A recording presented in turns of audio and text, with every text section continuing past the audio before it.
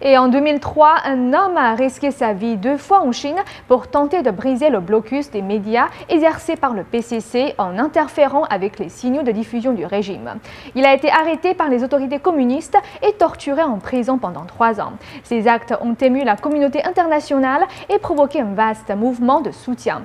Il s'agit du docteur Charles Li, un citoyen américain et pratiquant de Falun Gong. Voici une interview exclusive qu'il a bien voulu nous accorder. Du Falun Gong lui a apporté de nombreux bienfaits. J'ai débuté la pratique aux États-Unis. Ma santé s'est grandement améliorée, tant physiquement que mentalement. Je me sentais si bien. Aussi, je suis retournée en Chine afin de répandre la pratique en 1997. Ma mère et des voisins ont commencé aussi à pratiquer. En 1999, le Falun Gong a été réprimé par le PCC au moyen de tous ces appareils de propagande étatique. Charles Li a réalisé qu'il devait briser cela et permettre aux gens de connaître la véritable situation. Quand la persécution a commencé, je savais que le PCC était capable de toutes sortes de malveillances, parce que je venais du continent. Aussi, je pense que nous avons la responsabilité et la possibilité d'aider les membres de notre famille, nos proches, nos amis, et nos compatriotes à obtenir la liberté. Les programmes que Charles Li a introduits dans les signaux de diffusion étatiques évoquaient tous la réalité de la persécution que les pratiquants de Falun Gong traversaient. J'ai piraté les signaux en ce temps-là. Il y avait 2 points que je voulais éclaircir. Un était que la persécution envers le Falun Gong est illégale, complètement inhumaine et qu'elle doit cesser.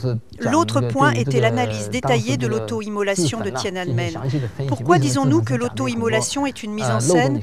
La vidéo montre clairement de nombreuses évidences que l'événement a été monté de toutes pièces par le PCC lui-même.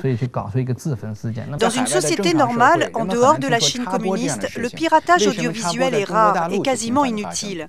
Mais pourquoi cela se produit-il fréquemment en Chine continentale? Le piratage audiovisuel se produit quand les gens n'ont pas d'autres moyens.